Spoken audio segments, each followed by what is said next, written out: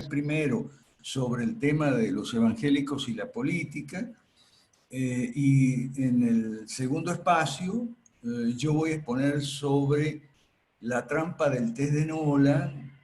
Aquí está en la sala quien me sugirió el tema, que es Andrés Ortega de Bolivia. ¿Okay? Ok, excelente. Qué bueno tener a Andrés acá también.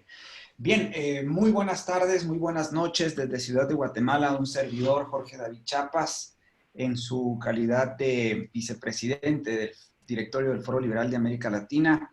Bienvenidos a un conversatorio virtual más del movimiento 5 Reformas en nuestro continente. Como siempre, con todo el entusiasmo, con la fe puesta en Dios y bueno, pues con toda la ilusión de compartir con ustedes hoy dos nuevos temas que sirvan para desaprender estatismo, aprender liberalismo clásico, la doctrina política que es la doctrina política buena, que es la única que nos puede sacar de estas condiciones de miseria, de corrupción, de desorden, de caos, que es lo que vivimos en nuestros países y que, bueno, desde hace unos 2 o 3 meses ha venido a empeorar un bicho que ha sido el pretexto justo para que se nos suspendan nuestras garantías, nuestras libertades y nuestros derechos, aún más de lo que ya estaban hasta antes de que este bicho tocara nuestras tierras. Así que, bueno, nosotros creemos en que los gobiernos limitados, los mercados libres, la propiedad privada son los principios y el sustento jurídico, político, económico suficiente y necesario para combatir no solo una potencial o real pandemia, sino también muchos de los problemas que hoy vivimos en nuestros países, ¿no? Nuestros países son gobernados por estatistas, prevalece el estatismo en sus dos grandes variedades, el socialismo por un lado y el mercantilismo por el otro. Y entonces, pues bueno, este esfuerzo del Foro Liberal de América Latina tiene que ver con fundar partidos políticos que nos permitan pues cambiar el sistema, ese sistema estatista que se materializa en nuestras decenas de miles de leyes malas que tenemos desde nuestras mismas constituciones hasta, bueno, toda esa legislación que hay muy perversa en nuestros países.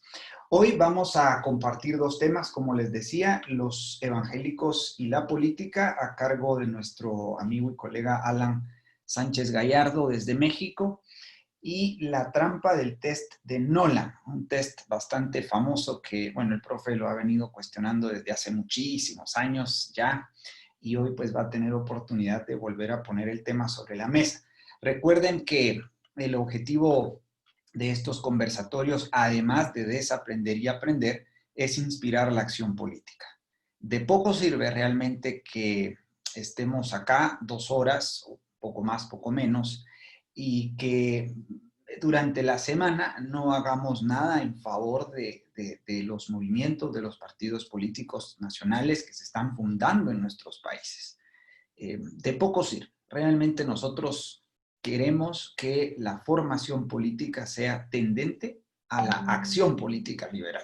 Si no la conducimos hacia allí, realmente no estamos haciendo pues un buen uso, digamos, de todo este acervo en conocimientos que pues los expositores y nosotros desde el directorio pues tratamos de ofrecerles todas las semanas. Así que desde ya la primera tarea es pues compartir esta sesión de Facebook Live entre sus redes sociales, entre sus contactos, por favor, háganlo desde ya, ¿verdad? Vamos a medir hasta el momento en el que terminemos esta sesión cuántas veces ha sido compartida esta sesión y vamos a intentar superar a muchos Facebook Live que están ocurriendo en este preciso momento, pero que ninguno es igual que el nuestro.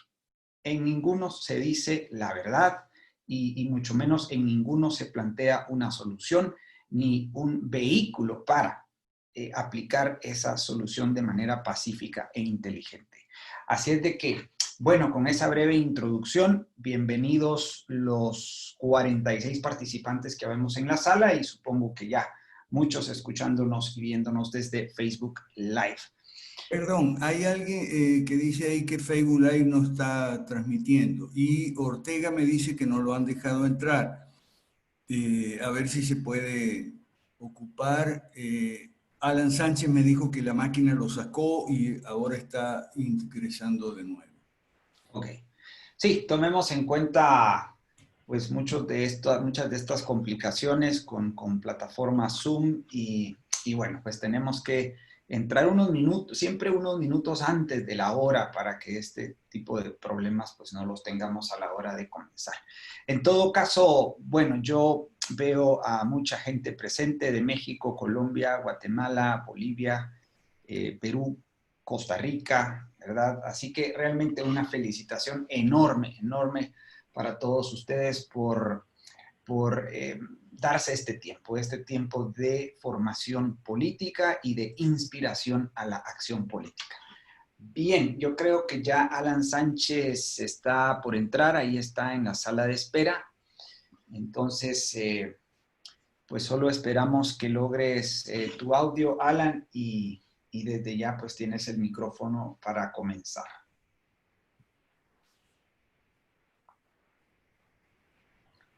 Vamos a ver si tiene Alan. A ver. Alan, ¿nos escuchas?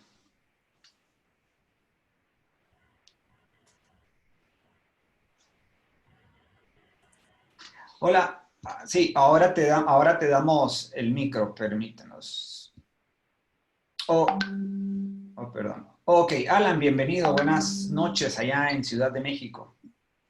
Hola, buenas noches, Jorge Chiapas. Buenas noches, tardes, noches acá en México a todos, desde México.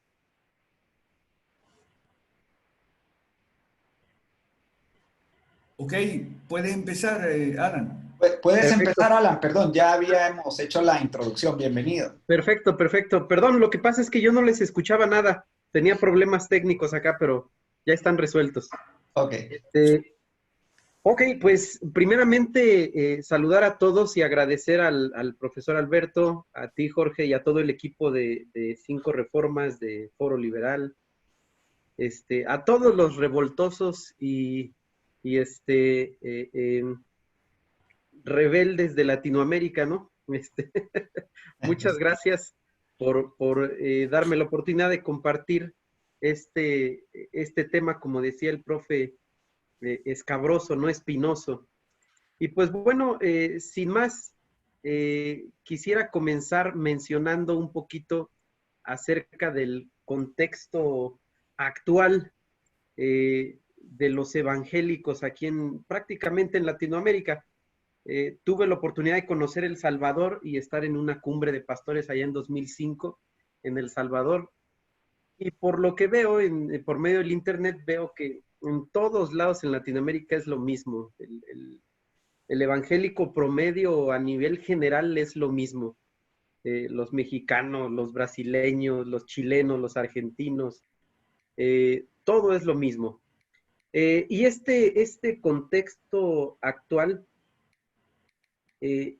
podemos observar que en los evangélicos hay un involucramiento en la política y que este involucramiento se está amplificando en toda Latinoamérica. La cantidad está creciendo, pero a pesar de que la cantidad está creciendo, la calidad no es tan buena. Y por lo menos acá en México no fue como allá en Brasil, en el sentido de que allá en Brasil el evangelicalismo apoyó a la derecha de Bolsonaro, y acá apoyaron a la izquierda de Andrés Manuel López Obrador, por lo menos el ala sureste de la nación.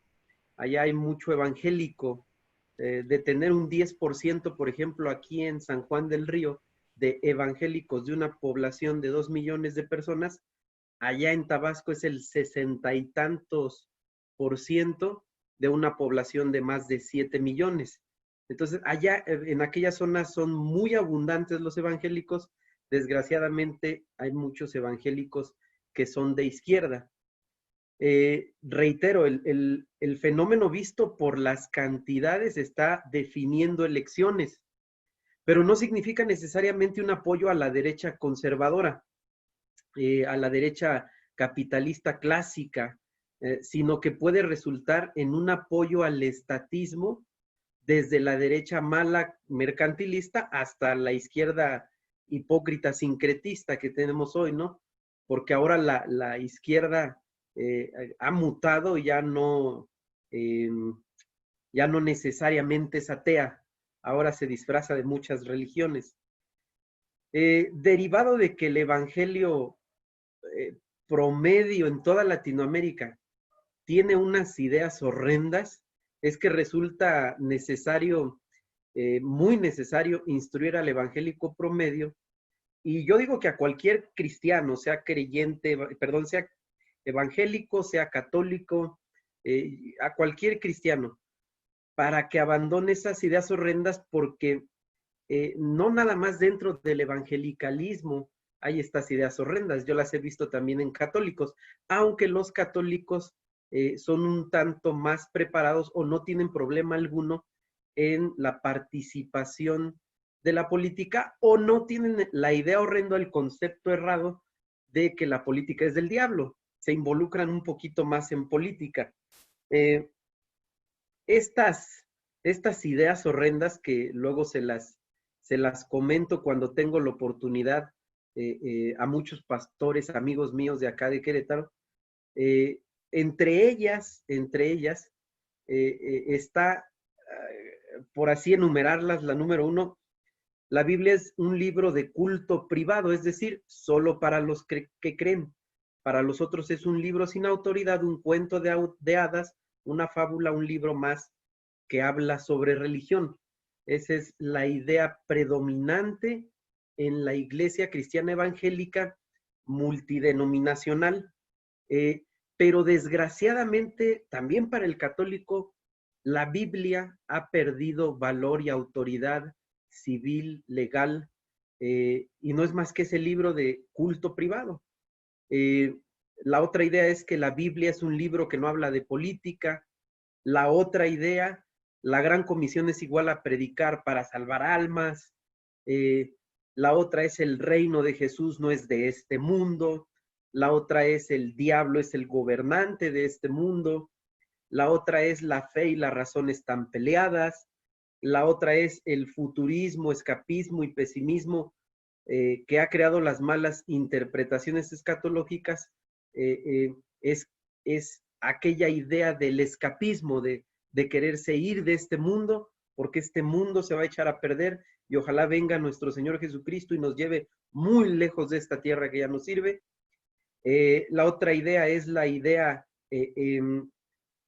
o concepción pietista de nuestra religión, que nos han metido el pietismo hasta los huesos, el sentimentalismo, la idea de que algo interno rige nuestras vidas, la mucha letra mata, la desvalorización de la ortodoxia doctrinal o el antiintelectualismo, la idea de Dios quita y pone reyes, por tanto Dios puso a Hitler, pues bueno, es el ungido de Dios, es la autoridad de Dios y por tanto hay que sujetarse al César lo que es del César, y piensan que del César es la salud, la educación, la economía, la familia, y día hoy, con esto de la crisis, supuesta crisis de salud por un virus, hasta la individualidad de uno, ¿no? Vaya,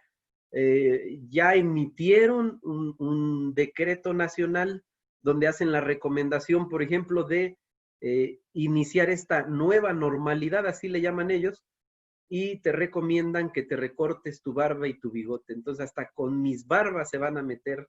Al César le pertenece mi barba, ¿no? En esta concepción que tiene, en esta idea horrenda que tiene el evangélico promedio. Derivado de esas ideas, con estas premisas de fe, los líderes cristianos no solo creen, sino que promueven estas ideas. que por supuesto traen consecuencias en la realidad y consecuencias gravísimas según sea el caso. Como que, por ejemplo, como que los cristianos creen que Dios puso en la silla presidencial a Maduro, Chávez, Stalin, Mao Zedong o AMLO, y que a dichas autoridades, según Romanos 13, les debemos obediencia irrestricta. Todo este cúmulo de ideas horrendas pinta una panorámica en toda Latinoamérica un tanto difícil con el sector religioso evangélico. Por eso el tema me pareció muy interesante, me lo proponía Alberto, los evangélicos y la política. Otra idea horrenda es que la política y la religión deben estar separadas. Confunden política y religión con iglesia y Estado. La iglesia y el Estado deben estar separados en sus funciones propias y legítimas, pero la política y la religión son inseparables. Entonces, todo este cúmulo de ideas horrendas hacen un campo de batalla un tanto más dificultoso, más difícil, más árido, porque uno quiere sembrar esta semillita de 5 reformas y te ponen la cruz así como si fueras vampiro, ¿no? Porque no, la política no se mezcla con la religión y la política es del diablo a eso no nos llamó Cristo, tú estás politizando el evangelio. Y como lo hemos dicho, al contrario, las generaciones pasadas, desde hace 120 años para acá, de líderes religiosos, tanto protestantes como católicos, como de todas las denominaciones religiosas, están despolitizando, cristianas obviamente, están despolitizando el mensaje que siempre ha sido político, económico, social, religioso, cultural. Ha sido un mensaje, un evangelio completo.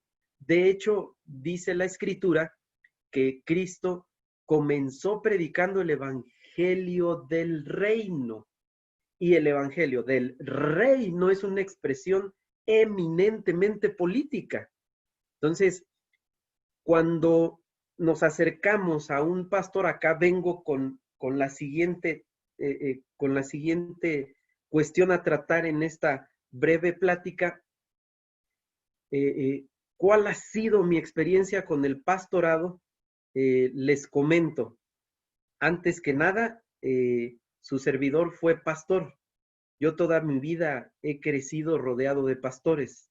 Desde mis 10 años de edad he crecido al lado de pastores y pastores me criaron y me formaron en la religión cristiana, evangélica, carismática, independiente, es decir, en el neopentecostalismo, ahí crecí yo.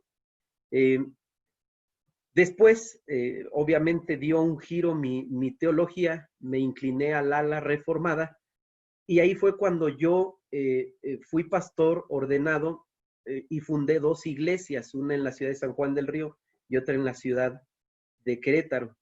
Entonces, yo conozco la vida pastoral pero de la punta del pie a la punta de la cabeza. Yo sé lo que vive un pastor, sé lo que padece un pastor, sé lo que trabaja un pastor, conozco la vida pastoral, conozco la vida del ministro de culto, por lo menos el evangélico promedio, y derivado de ese trato que he tenido con ellos, he tenido una experiencia pues un tanto desalentadora en cuestión de trato con ellos, porque con una cosmovisión como la que les acabo de compartir, dominando todo este tipo de ideas en sus mentes, les resulta sumamente difícil que yo les diga, ¿saben qué? Voy a dejar el pastorado y me voy a dedicar a la política. De hecho, me tocó vivirlo en carne propia en mi propia iglesia.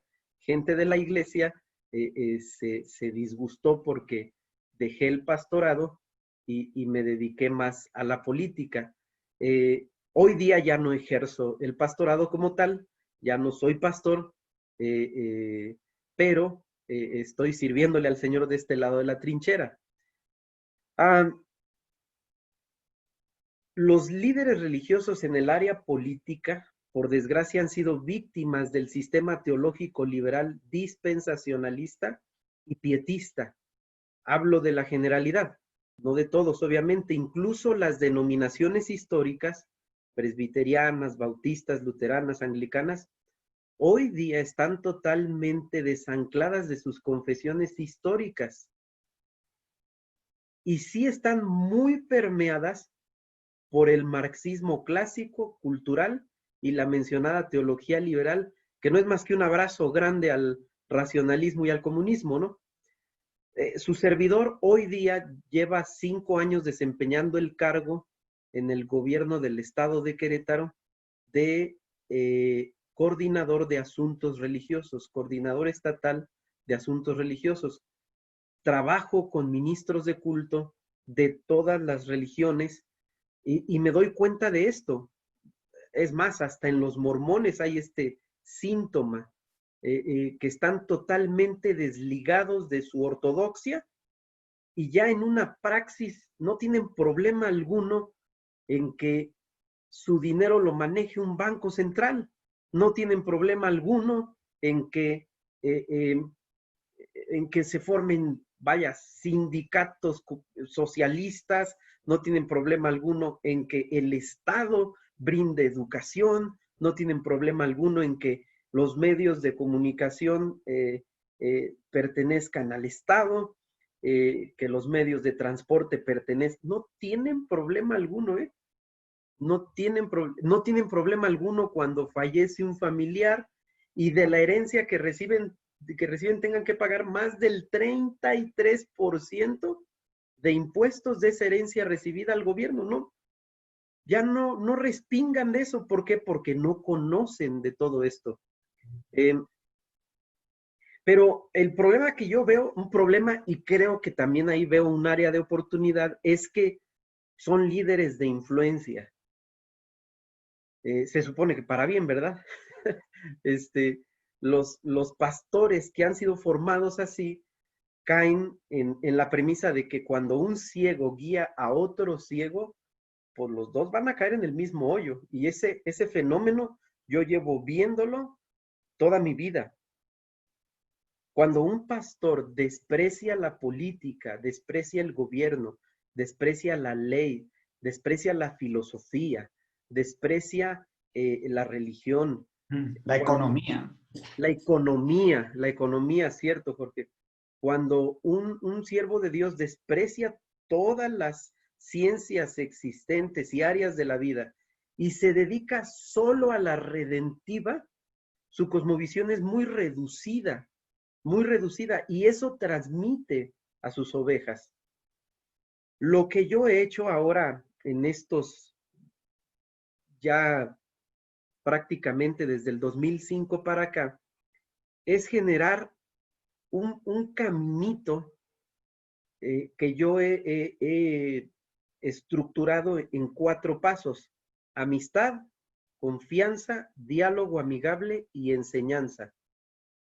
¿Por qué amistad? Porque primero procuro realizar, fundar, concretizar una amistad con ellos, con los pastores. Después, en esa amistad, en esa convivencia con ellos, generar una confianza con ellos.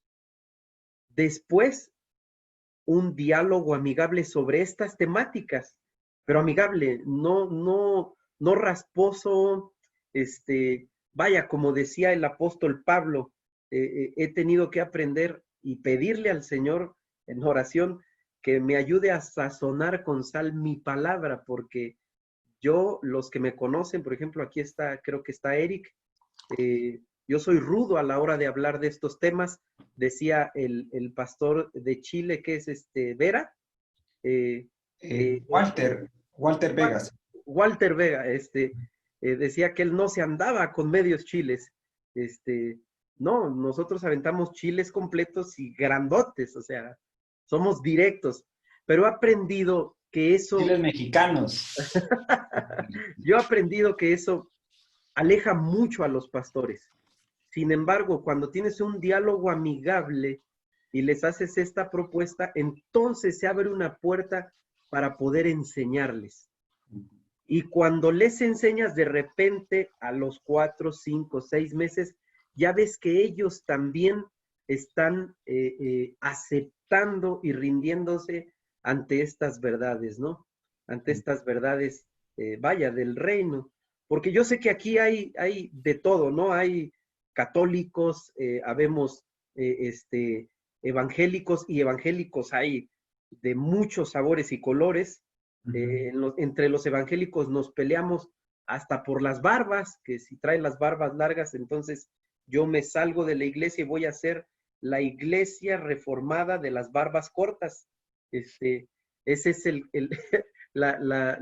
modus vivendi de la iglesia protestante.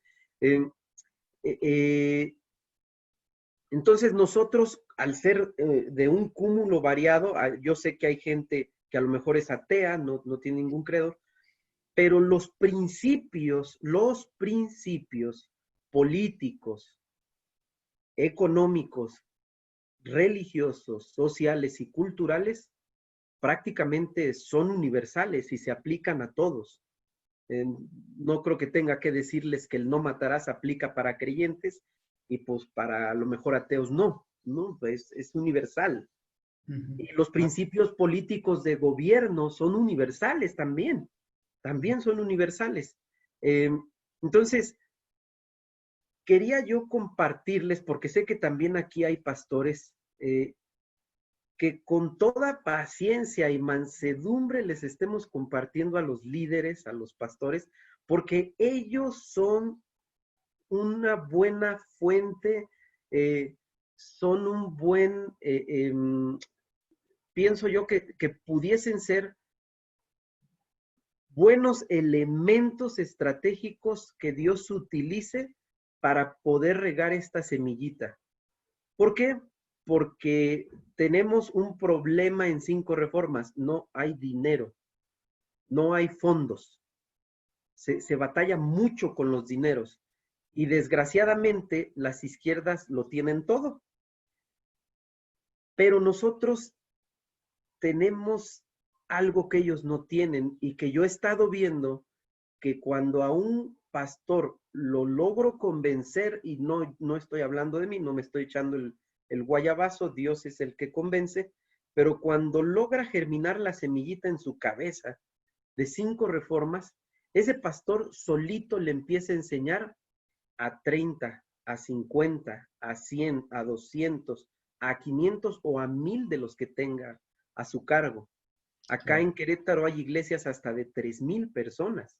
Sí. Entonces, yo me he dado a la tarea de poder analizar, ver todo este fenómeno evangélico y cómo poder llegar a los líderes, a las cabezas. Y pues vaya, ahí es donde tenemos, creo que un área de oportunidad con los pastores.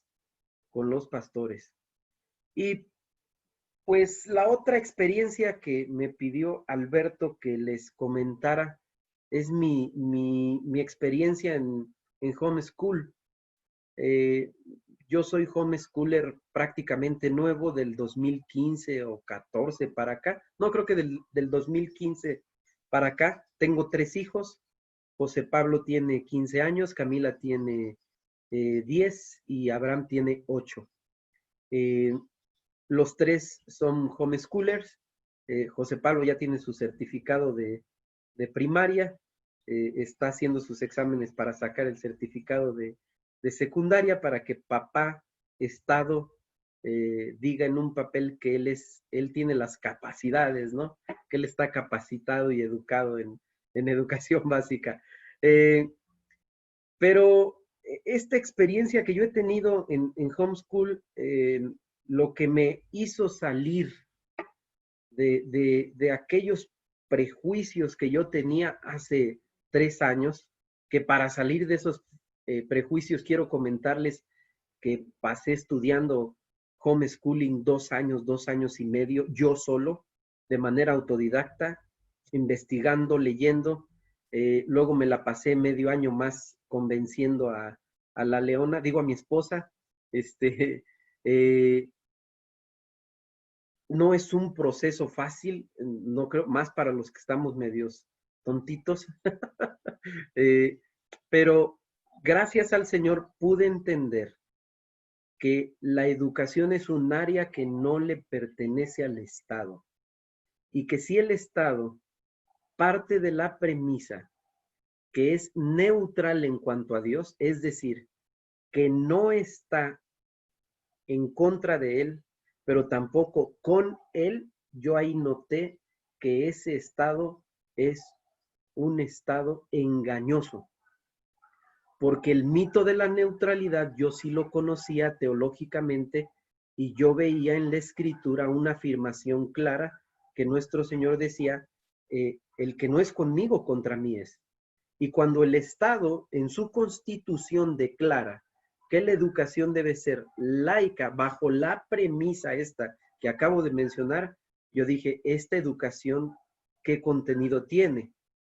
Y fue donde descubrí que la educación estatista, por primera vez abrí los ojos y dije, ah, caray, me canso, me esfuerzo por enseñarle la fe cristiana a mis hijos y el Estado en 8 horas diarias les enseña ateísmo, evolucionismo, homosexualismo, LGBTismo, el Estado les enseña cualquier cosa menos cristianismo, menos principios fundamentales de fe, vaya. No les enseñan eso en la escuela. Y yo descubrí que esa es la causa número 1 por la que nuestros hijos, a sus 15 años, 16 años, abandonan la fe en Cristo. ¿Por qué? Porque su fe toda la vida estuvo siendo fundamentada los domingos, 2 horas en la escuelita dominical y 5 días a la semana de 7 y 8 horas de 12 despiertos, bombardeados por una educación estatista, no solo con estas cuestiones que yo les mencioné, sino también les están enseñando comunismo y socialismo como algo normalizado. Acá tenemos por héroe a Lázaro Cárdenas, que fue un presidente de México que expropió a empresas petroleras y es un héroe nacional. Y hay de aquel que nos toque a nuestro santito, a don San Lázaro. O sea, todo eso, aunado con los prejuicios de que qué les pasa si los tengo encerrados todo el día en casa, qué pasa con la sociabilización, que todos esos prejuicios se fueron cayendo, se fueron derribando, y por fin tomamos la decisión de sacar a nuestros hijos de la escuela, porque yo los tenía en escuela, no es cierto, los tenía en escuela particular, pero obvio el gobierno acá regula la educación y a las escuelas particulares les dan su currícula. Y recuerdo, aprovechando que aquí lo veo, que uno de mis más grandes maestros y tutores que he tenido, mi amigo Donald Herrera, me enseñó mucho sobre eso, sobre educación cristiana. Él es maestro, aparte de pastor. Él hizo homeschooling con sus hijos también y me instruyó, me sacó de dudas, etcétera. Y hoy día veo claramente, mis queridos amigos, hermanos, que la educación estatista es una de las armas más poderosas que tiene el Estado, enemigo de la fe cristiana. Enemigo de la fe cristiana, es un enemigo de la fe. Pues creo que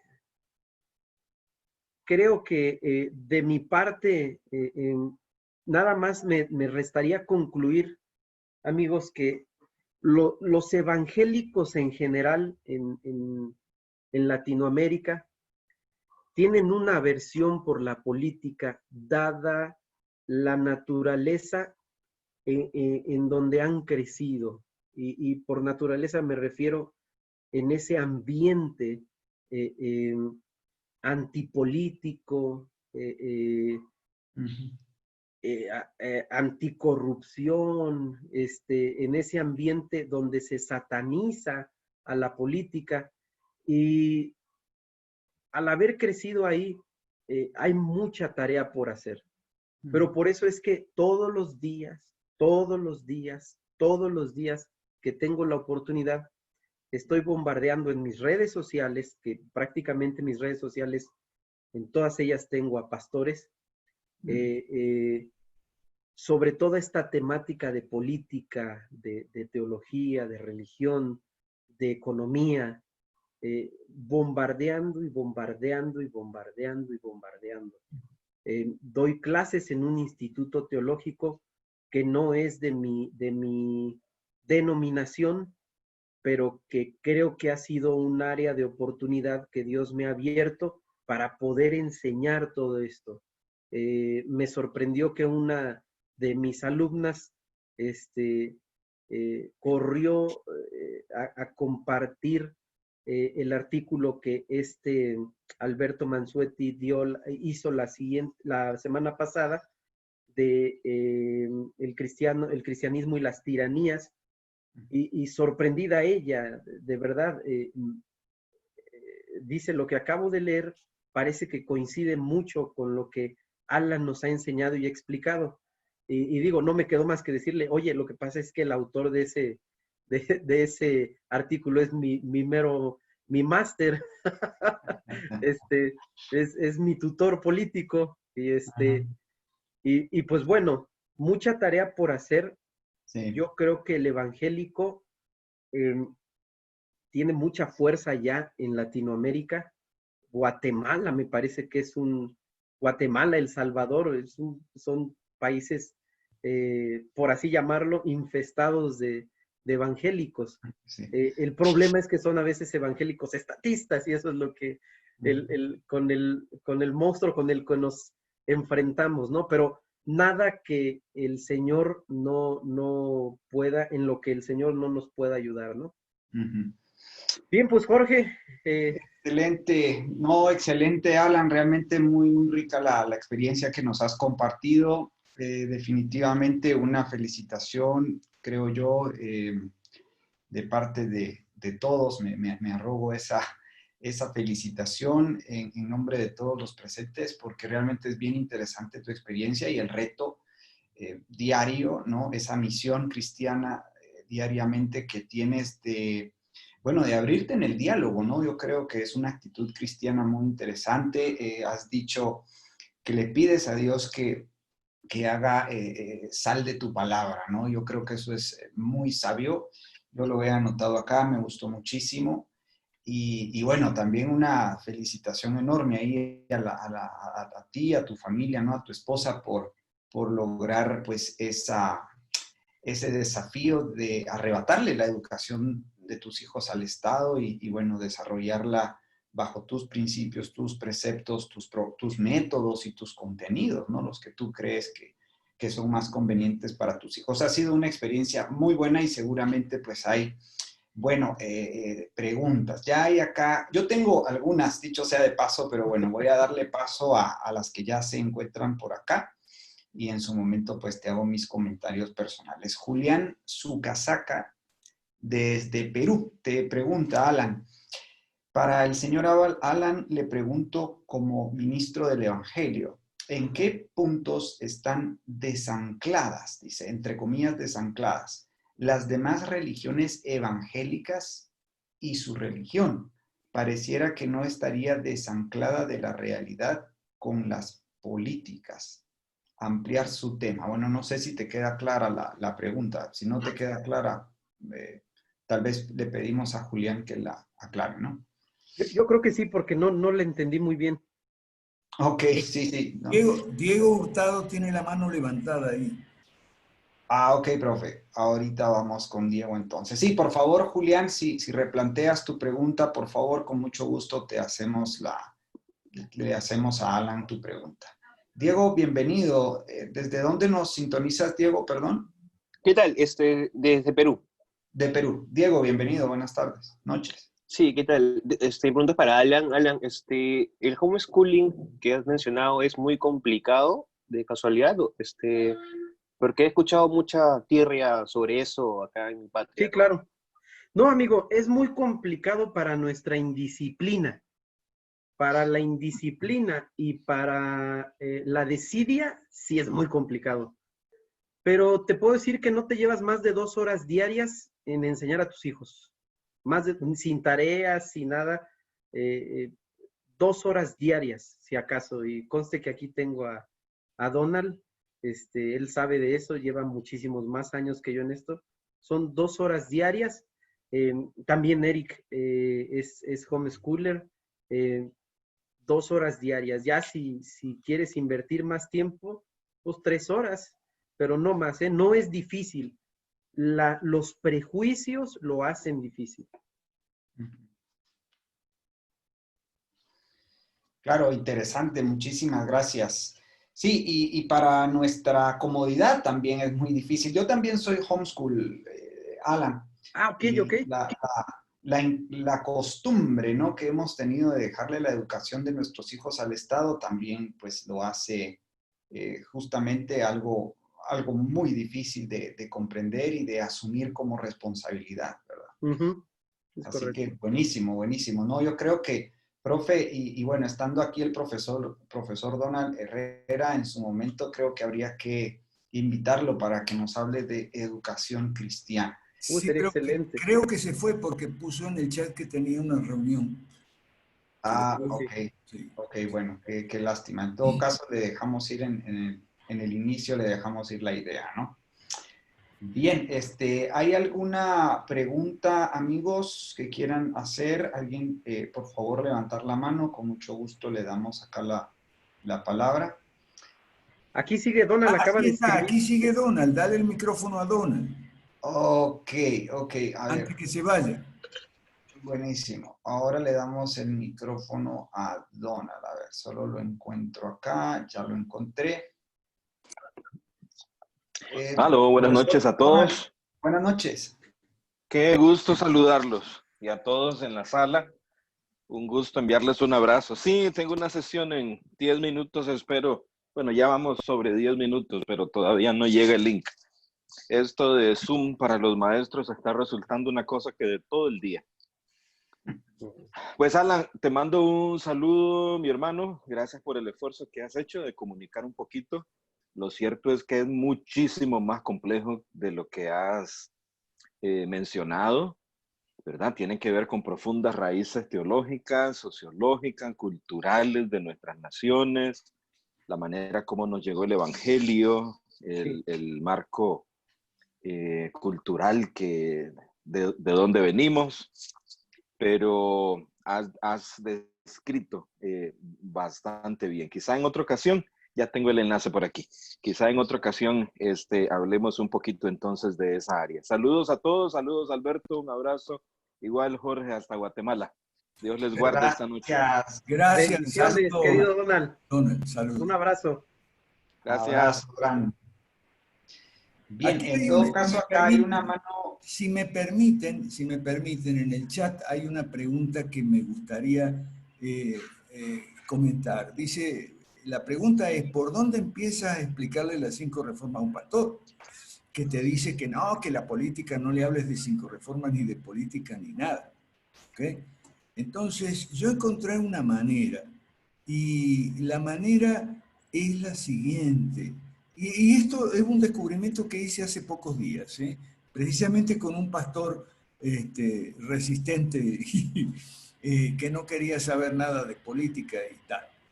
Entonces yo le dije, no, un momentito.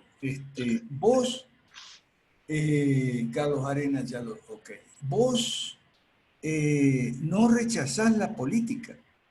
Lo que pasa es que vos aceptás acríticamente e inconscientemente y adherís firmemente a la política estatista de porquería que nos tiene a todos hundidos. Entonces, no me digas que no aceptas la política. Tú no tienes aversión a la política, tienes una adhesión inconmovible a la política estatista. Por eso mandas a tus hijos a la escuela del faraón, para que el faraón les enseñe la política estatista que tú compartes. No me digas que tú no, que tú eres antipolítico. No, no, no, no. La antipolítica es un disfraz, ¿ok? Que oculta, y no lo oculta muy bien, porque uno empieza a preguntarte y entonces tú eres una persona que adhiere, como digo, inconmoviblemente a una clase de política que es la política antibiblia, anticristiana, antidios y antirraza humana. Entonces no me digas eso. Entonces le reviento enseguida, de entrada, le reviento, y eso lo aprendí hace poquito. Esa táctica, profe. Sí, le reviento de entrada el taparrabo, la hoja de parra que tiene, que yo no soy antipolítica. Le saco la hoja de parra y lo dejo desnudo en pelota, como decimos en Venezuela. En Venezuela eso no es una mala palabra, ¿ok? En Venezuela se dice lo dejo chino en pelota, y entonces el tipo no sabe qué hacer. Profe, pero eso no es cerrarse en el diálogo, no, o sea... No sé, Yo metí el bisturí, operé, cerré y me fui, dice. Sí, no, o sea, no es mi problema. Yo les voy a decir con qué tema me ha resultado mucho precisamente en esa apertura al diálogo, el tema de cosmovisión cristiana, porque todas las denominaciones cristianas coincidimos en que la cosmovisión cristiana está conformada por el tema de la creación, la caída, la redención y la consumación de todas las cosas, y siempre esa cosmovisión se debe presentar con una perspectiva de reino, es decir, Dios creó al hombre y lo puso a gobernar con leyes de todo tipo, no nada más políticas, pero también políticas al hombre. Y como lo puso a gobernar y falló, es que Satanás introdujo un reinado de tinieblas, un reinado malvado. Dios destruyó casi la tierra por completo, dejó a 8. A Noé le encargó la misma tarea de señorear, de gobernar, de dominar. No lo hizo. Entonces el hombre cayó, Cristo vino a redimirlo y Cristo rescató el reino, y ahora a él le ha sido dada en los cielos y en la tierra toda potestad, toda autoridad, y con esa autoridad, con esa corona del rey, nos ha investido ahora a nosotros para ir y cumplir la misma gran comisión que le encomendaron a Adán, a Noé, al pueblo de Israel para conquistar la tierra prometida, de gobernar, de señorear, de discipular naciones. Ese es el tema que a los pastores los envuelve, y es un tema eminentemente político, económico y religioso. Excelente. Con ese tema los desarmas, no te pueden alegar, porque si les empiezas a decir que Calvino dijo, que Lutero dice, que la Virgen María dice, que si empezamos por ahí, empezamos a hacer un desbarajuste y no, pues es que tú eres calvinista, tú eres luterano, tú eres católico, yo soy evangélico, en fin. Pero el tema que a mí me ha funcionado mucho y que utilizo mucho es cosmovisión cristiana desde una perspectiva de reino. Sí, hay algunas preguntas que se refieren a el estatus legal del homeschooling. No las podemos contestar ahora, creo yo por lo menos, porque el estatus legal del homeschooling suele variar de un país a otro. Sí. Suele.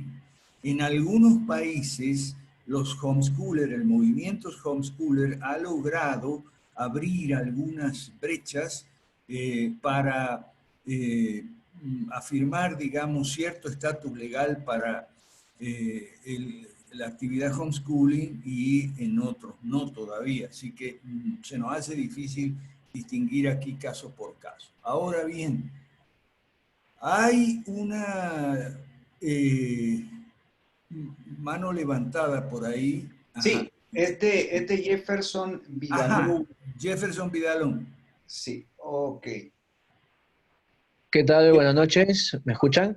Sí, Sí, ¿Qué tal? Sí, justamente tocando este tema de los pastores, que siempre entro en controversia a veces porque yo también eh, difundo mucho, bueno, las ideas del liberalismo y a veces se meten opiniones de cristianos o pastores diciendo que Dios nos pone las autoridades y tenemos que someternos a ellas, ¿no? Y encima me sacan Romanos, capítulo 13, y con eso me quieren callar, ¿no? Pero yo también tengo un capítulo que es Primera de Samuel, capítulo 8, ¿no? ah, Entonces, ¿cómo podemos de repente relacionar esos dos capítulos para poder en sí ya concluir que de repente están, no sé, equivocados? No sé cómo ustedes podrían opinar. Gracias. no sé. gracias Jefferson. Es que 1 Samuel 8 proporciona el marco para entender Romanos 13. El problema con Romanos 13 es que lo sacan de contexto. ¿Cuál es el contexto de Romanos 13? La Biblia, Antiguo y Nuevo Testamento, que manda que el gobierno sea limitado. Entonces, en ese contexto, Romanos 13 se entiende fácil. Debemos obediencia a las autoridades legítimas, es decir, a las que se mantienen dentro de sus límites. Es una respuesta corta y contundente. Exacto. Muchas gracias. Excelente. Enhorabuena, Jefferson. Bien, Carlos Arenas, Carlos Arenas, Woodridge, desde Guatemala. Adelante, Carlos. Buenas noches a todos, colegas. Aquí, como bien sabe el profe y todos los que me conocen, pues sí, he trabajado muy duro por tratar de llevar el mensaje de 5 reformas y del gobierno limitado a la iglesia evangélica donde participo y a los conocidos que tengo. He tenido todo tipo de experiencias. Creo que en el liderazgo de la iglesia que participo está permeando. Me gustó mucho lo que dijo Alan de que hay que tener paciencia y seguirlos bombardeando, pues eso no he dejado de hacerlo.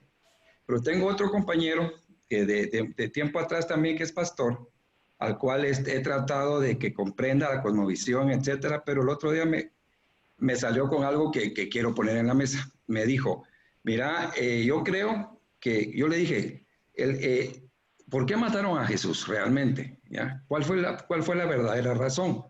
Entonces yo le dije, pues lo mataron porque se fue y se puso y evidenció el reino, ¿verdad? Ante las autoridades eclesiásticas y ante el gobierno que existía, ¿ya? Y él me salió con algo que me dijo, no, a Jesús no lo mataron por eso. A Jesús lo mataron los religiosos porque dijo que era Dios. Pero Pilato se lavó las manos, o sea, él me hizo entender que el gobierno realmente no fue el que lo mató, el que propició que lo mataran. Entonces, eso quiero poner sobre la mesa porque creo que es interesante la respuesta que me dio, porque si lo vemos como está, como él lo planteó, sí tiene sentido. Entonces, no sé, profe y Alan, ¿qué piensan ustedes de este punto? Carlito, él no leyó bien el Evangelio. Esa persona no leyó bien el Evangelio. La acusación de hacerse Dios es correcta, esa parte. Lo que pasa es que hay varias partes y ahí hay que distinguir las partes. Sí es verdad que el elemento religioso, digamos, los sacerdotes, los fariseos, o sea, la gente del templo, ¿sí? La gente del templo quería acabar con Jesús porque Jesús predicaba el reino. Ahora bien, ellos no podían matarlo porque los romanos prohibían a los judíos ejercer ellos mismos la pena de muerte. Tenían que llevarlo al César, ¿ok? Y a los funcionarios del César, entre ellos Poncio Pilato. Entonces, ahora, al César no le podían ir con su verdadera alegación, que era Jesús se hizo pasar por Dios. No, no, entonces tuvieron que ir a atacar por otro lado, digamos, atacar por el lado de la insurgencia a las autoridades y sobre todo del armar bochinche, armar lío, sublevar al pueblo, soliviantar al pueblo, agitarlo, inquietarlo. Esa fue la acusación que le presentaron a las autoridades romanas. el señor Poncio Pilato no lo vio claro y dijo, yo no encuentro ninguna culpa, y por eso se lavó las manos. Pero ellos insistieron y que caiga su sangre sobre nuestras cabezas y las cabezas de nuestros hijos y todo eso, y esa fue la otra parte. Es decir, la parte donde Jesús es crucificado por subversivos. Yo compartí la semana pasada qué haría Jesús en tiempos de COVID-19 y ahí lo explica muy bien, pero recontra bien, John Whitehead. Entonces, el que te dijo eso, Carlos, leyó una parte nomás del Evangelio, pero no tenía mucha idea del contexto y demás. ¿Ok? Y, ok, eso nomás. Gracias, profe. Bien, hay otra pregunta por acá. A ver, Eliel Morales. Bueno, Eliel nos recomienda un libro, dice que es tanto para pastores como para no pastores, de Walsh Middleton, La visión transformadora, donde económica, la raíz del dualismo que impera en la mente de muchos cristianos, tanto católicos como protestantes. Donde explica, dice, donde explica la raíz económica del dualismo. Bueno, muchas gracias, Eliel, muy amable por la recomendación. A ver, alguien acá quería, vamos a ver, Mirko Vidal. Mirko, no sé si y también Telma de la Cruz, que es nueva, no en 5 Reformas, pero ahora está reintegrada al movimiento. También quiere... Ok, le doy entonces el micrófono a Mirko. Bienvenido, Mirko, ¿desde dónde nos escuchas? Hola, buenas noches, de acá de Perú. Ok, bienvenido. Hola, mi pregunta iba enfocado que si, bueno, estoy entrando, soy ya libertario hace varios años, 3 años más o menos, pero hace no mucho tiempo estaba haciendo esta introducción y vi que no eran dos caminos separados, lo que era el liberalismo con lo que es catolicismo y toda la fe cristiana, y sobre todo hubo un video que me marcó, que fue la conferencia Jesús Huerta de Soto, que es que habla en la anarquía, y el Papa Francisco, y quería saber si han visto esa conferencia y si tienen la misma tesis del doctor Huerta de Soto, que era que el Estado era una reencarnación del diablo, del mal, y que solamente la espontaneidad del mercado nos iba a salvar de ese mal. Gracias. No, déjame eso a mí, por favor. No. El Estado no es ninguna encarnación del mal, ni es un mal necesario. No existe. El concepto de mal necesario es una falacia. ¿Okay? El Estado no es un bien, no es un mal necesario, es un bien. Ahora, lo que es un mal absoluto y demoníaco es el estatismo.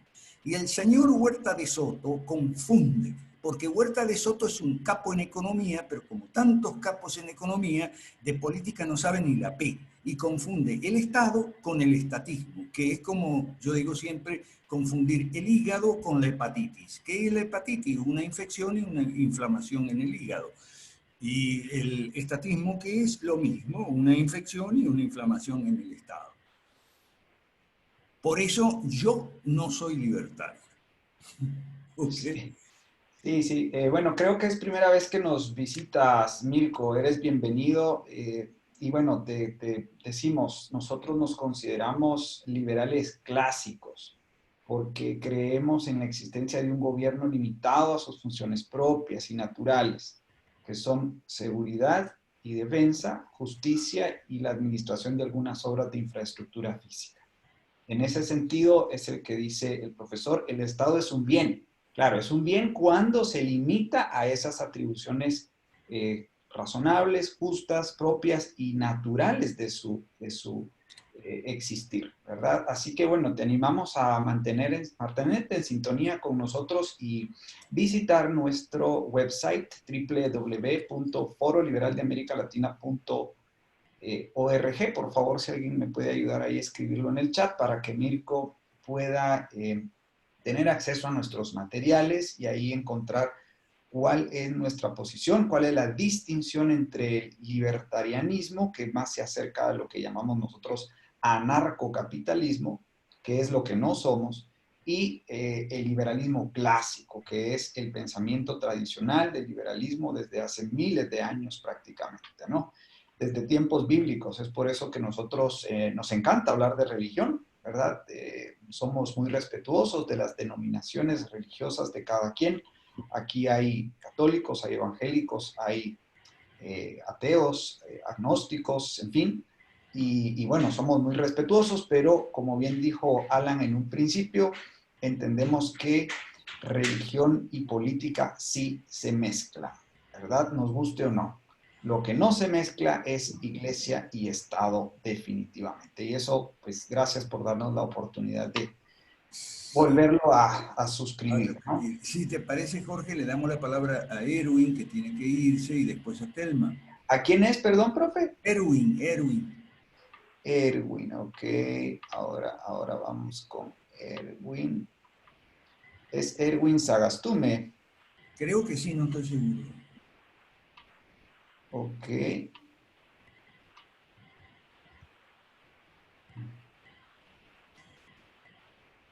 Giovanni Rivas pregunta sobre la escena del tema de la aguja del camello que pasó por el ojo de la aguja. Erwin Sagastume, desde Ciudad de Guatemala. Bienvenido, Erwin.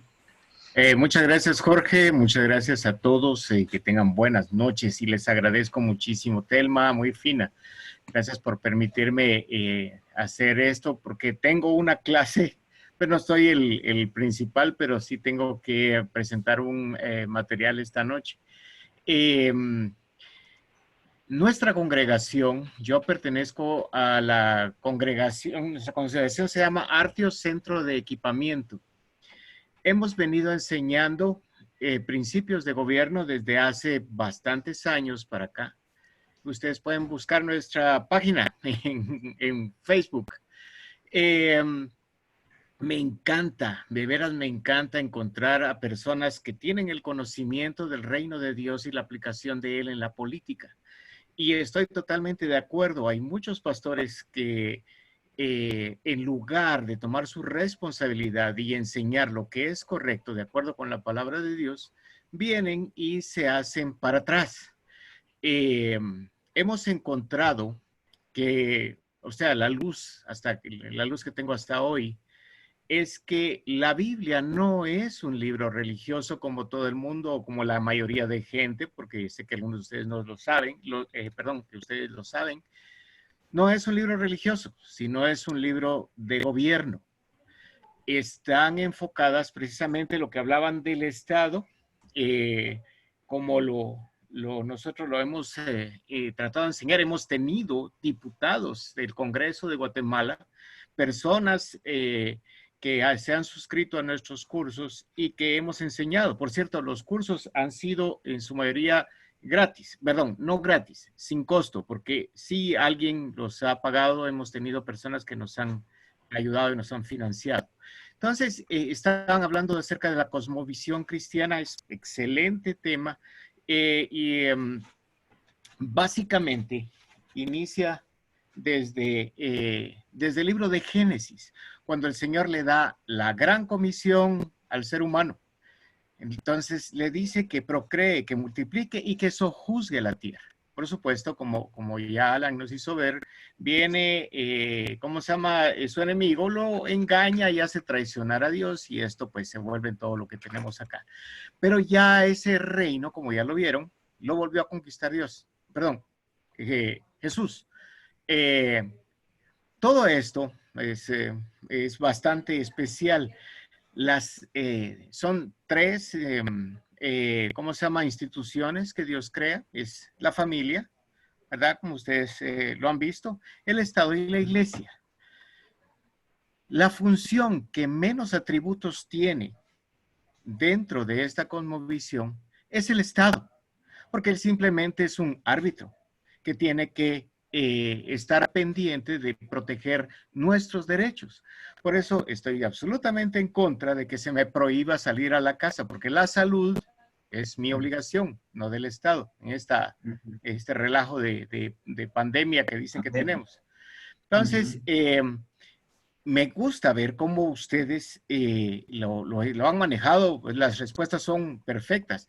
Y para las personas que tienen dudas acerca de la Biblia, pues a veces solo lo que pasa es que muchas personas hacen lo que no es correcto.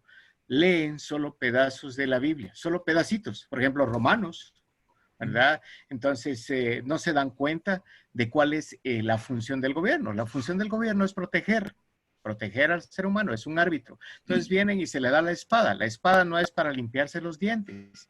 La espada es para aplicar la justicia. Y lo que Dios pide de nosotros son precisamente frutos de justicia. Y entonces, ¿de dónde no va a salir un buen gobernante sino de la iglesia? ¿Verdad? Y no me refiero de la iglesia evangélica católica, como que acaba de mencionar Alan, sino me refiero de la iglesia, de las personas que creen en Dios. Entonces, yo sé, como dije, hay muchas personas que tienen otros tipos de creencias, pero para mí ha sido muy fácil. He leído la Biblia bastantes veces ya, y eso me ha dado un tipo de visión que es la que sostengo hasta ahora. Ha sido los cursos que hemos impartido, las clases que hemos dado a las personas que se quedan así, como algunos, cuando me imagino que Alan, y como entré algo tarde, también no encontré quién era el otro caballero que estaba interviniendo, que me pareció excelente, elocuente y directo en la respuesta. Prácticamente las funciones de la familia y la iglesia es, es como la conciencia, y la familia es la dueña de todas las cosas, pues de ahí salen los doctores, los médicos, los policías, los soldados. El Estado recibe las personas, ¿verdad? Lo que no han captado muchas veces es que Dios nunca, jamás le dio potestad al hombre sobre el hombre, sino sobre las funciones nada más. Y con respecto a la autoridad, Dios pone la autoridad, está escrito, y como dicen, sacan textos de contexto, porque dice, Dios quita reyes y pone reyes. Eso solo está una vez en la Biblia. Y sacan un texto de contexto. No puede ser ¿cómo se llama? Que no nos demos cuenta que a los presidentes los ponemos nosotros. Está la autoridad de un pueblo. ¿Cuál es la autoridad de una nación? Pues el pueblo mismo. El pueblo es el que contrata presidentes.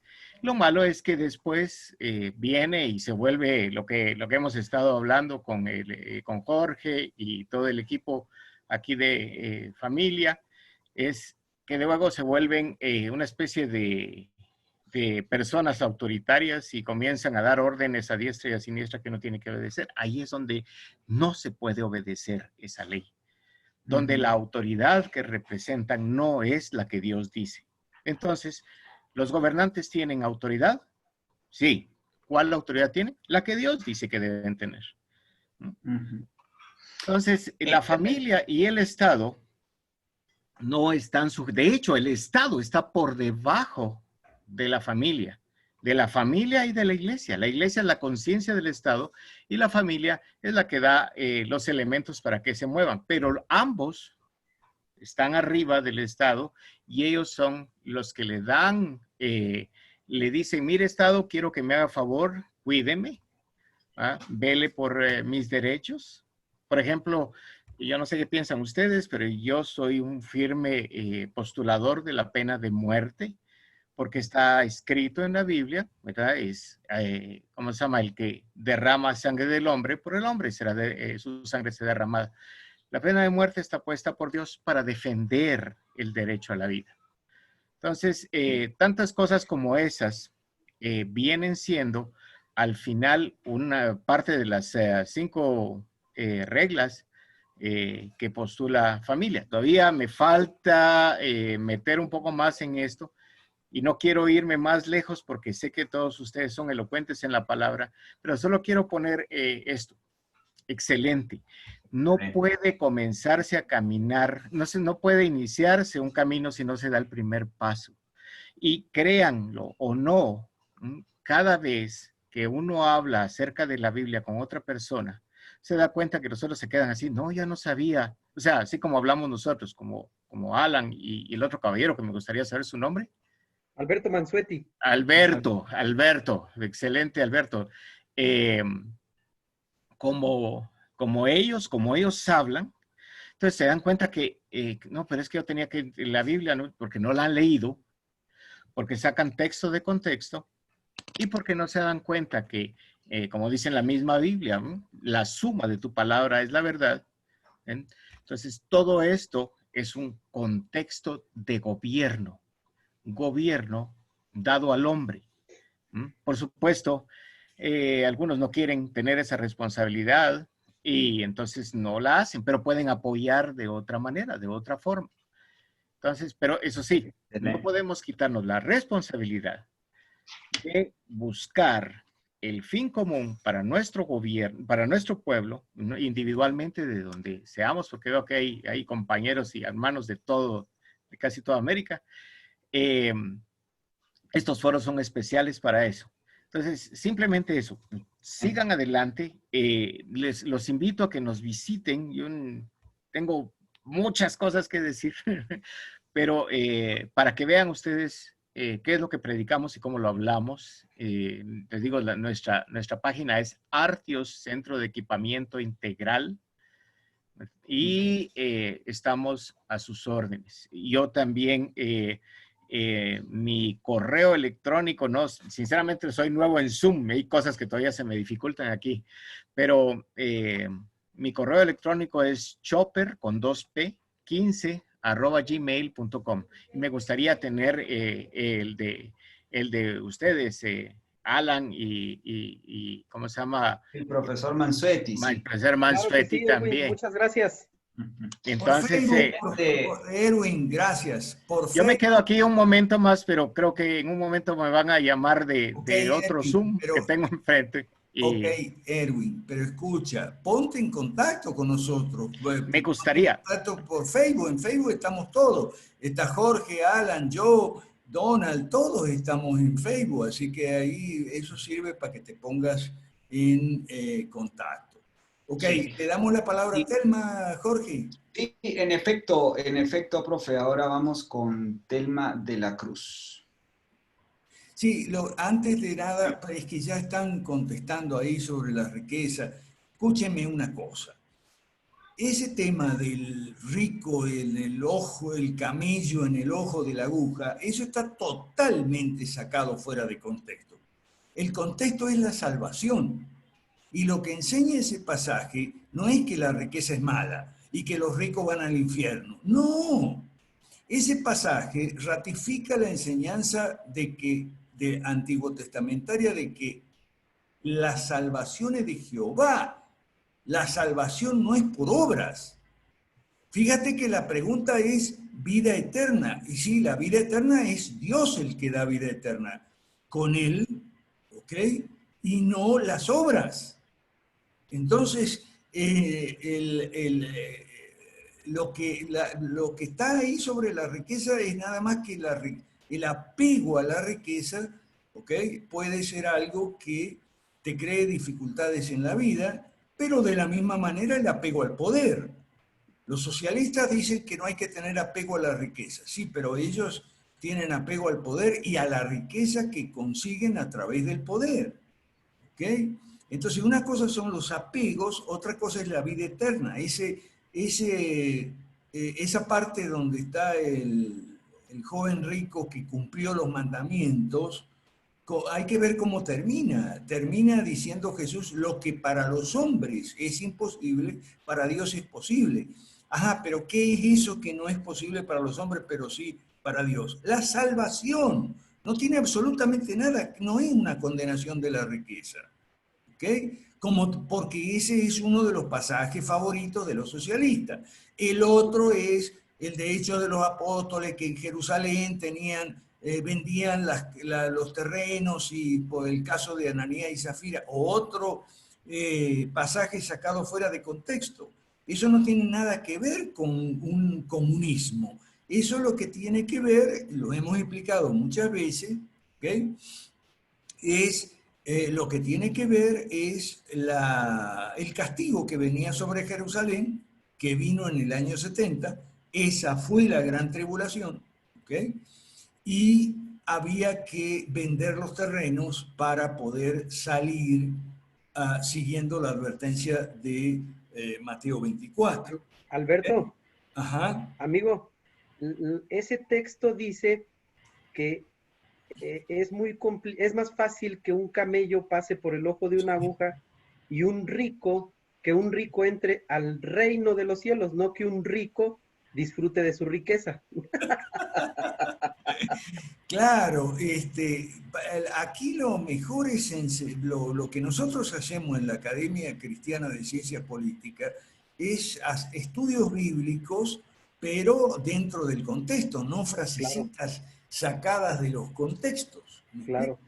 Ok, a ver si le podemos dar la palabra a Telma de una vez. Hola, ¿qué tal? Buenas noches. Soy Telma, vivo en Mazatlán, Sinaloa, al norte de México. Y bueno, lo que quería comentar es que primeramente felicitar al pastor Alan Sánchez por la decisión que tomó. Lamentablemente, cuando estamos en la iglesia y interactuamos con ese tipo de temas, se nos critica muchísimo. Yo estudié teología hace ya varios años y mi tesis precisamente fue sobre el reino de los cielos. Y cuando escuché al profesor Mansuetti hablando de todo esto, bueno, fue un clic y dije, por fin. Después se nos criticó a varios en la iglesia por seguir con estos temas y bueno, por diversas razones yo ya no me congrego. Sin embargo, con mi grupo de amigos que no son cristianos, yo siempre les hablé del homeschooling. Cuando era más joven, mi sueño siempre fue tener hijos y hacer homeschooling. Pero pues no fue el plan de Dios. Sin embargo, yo seguí promoviendo la idea. Y caso curioso, entre los cristianos siempre me rechazaron. Decían que cómo era posible, que cómo van a socializar los niños. ¿Y para qué les digo? Ya todos lo hemos escuchado. Y es curioso para mí que los que no son cristianos me escuchaban con más atención, yo les mandaba, les intercambiaba información y ahora tengo dos amigos que están haciendo homeschooling sin ser cristianos. Entonces, hablamos casi como un mismo idioma cuando interpretamos la realidad de lo que está sucediendo en México. Tienen una visión muy clara del emprendimiento, de la propiedad privada, del lugar del Estado. Entonces, ahora que estoy pensándolo bien, la pregunta yo creo que tendría que ser como ya en privado al pastor Alan sobre asociaciones mexicanas de homeschooling o a dónde yo pudiera recomendar a estas personas para que se sigan orientando y se sigan formando. La otra, al movimiento de 5R en México, si estamos considerando a este sector de los homeschoolers que cada vez está siendo más popular en nuestro país por la necesidad, porque ya la gente se está dando cuenta del currículum educativo que se está imponiendo, que se estaba imponiendo todo el tiempo en América Latina. Gracias. No sé si pueda responder.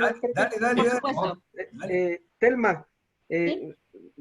Al contrario, muchas felicidades a ti por tomar esa decisión tan valiente de dejar de congregarte y otra de hacerte homeschooler. Te recomiendo que busques una iglesia de corte reformada, no porque sea de las mías, sino por este motivo, porque son muy abiertos a estos temas políticos, los reformados. Por eso es que me atrevo a aconsejarte que busques allá en Mazatlán alguna iglesia. Déjame ver, yo allá en Sinaloa tengo muchos amigos pastores. Yo voy 2, 3, 4, 5, hasta 8 veces a Sinaloa a ver a pastores por allá en todo el año. Y déjame ver si tengo alguno y por supuesto te paso información. Ahí si gustas agregarme en el Facebook, estoy como Alan S. Gallardo. Alan S. Gallardo, lo tengo cerradísimo porque hace poco los animalistas me cayeron como jauría. Pero mándame por ahí un mensajito y platicamos. Y con respecto a los homeschoolers, tenemos el mismo problema que con los evangélicos. Aunque son homeschoolers y también pueden ser un poquito más tendientes o más abiertos a escuchar sobre estos temas, No, yo no he dejado de notar que también a veces son reacios a la política por la formación teológica que tienen. Y es el aspecto del cual hablaba Donald, que es muchísimo más complejo. Y por supuesto asentía a su observación, porque en esta ocasión que se me brindó, hablé de un panorama muy general, ¿no? Pero sí es mucho más complicado.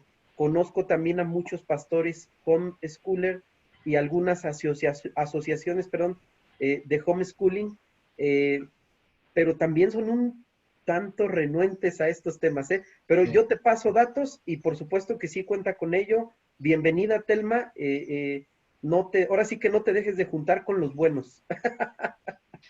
Excelente, no, buenísimo, Alan, un punto has puesto ahí un dedo en la llaga. No, no todo homeschooler es, digamos, liberal clásico, ¿no? O es, digamos, de los nuestros. Yo tengo acá muchísimos homeschoolers que no, pues digamos, tienen una mente muy estatista, ¿no? Y siguen enseñando los mismos contenidos estatistas y demás. Así que, bueno, aprovecho para lanzar el anuncio de que el próximo martes 26 de mayo yo daré una charla a través de la fanpage Homeschooling San Cristóbal, que es una fanpage que hemos creado con mi esposa. 6 de la tarde, hora Guatemala. El tema es homeschooling, no es clases virtuales, ¿no? Y voy a tratar de introducir el tema de la educación clásica y el trivium, por si les interesa. Ahí acabo de poner la invitación acá en el chat de Zoom. Y bueno, otro anuncio es reiterar el anuncio realmente de la Academia Cristiana de Ciencias Políticas. Como bien señala el profesor, este es un tema que, bueno, requiere muchísimo más tiempo, más profundidad. Y bueno, ahí está el canal de YouTube de la Academia Cristiana de Ciencias Políticas y ahora el Laboratorio 5R que dirige el profesor Mansuetti los lunes por las tardes, noche. Entonces, bueno, profe, si gusta, se lanza con un anuncio del laboratorio y pasa desde ya a su tema, no sin antes Jorge, agradecerle a Alan, ¿no? Perdón, no sé si antes de, aprovechando los anuncios y de manera muy rápida, quería comentarles sobre todo a los pastores que están presentes, poder hacer una especie de grupo en toda Latinoamérica de pastores y que allá, por ejemplo, el pastor Erwin, me parece de Guatemala, que tuvo una intervención, juntar grupos de pastores y yo me ofrezco a darles por semana alguna enseñanza sobre política cristiana, de lo cual tengo algo de experiencia y puede ser una introducción a todo este movimiento nuestro. Buenísimo, buenísimo, buenísimo. Excelente, Alan. En todo caso, bueno,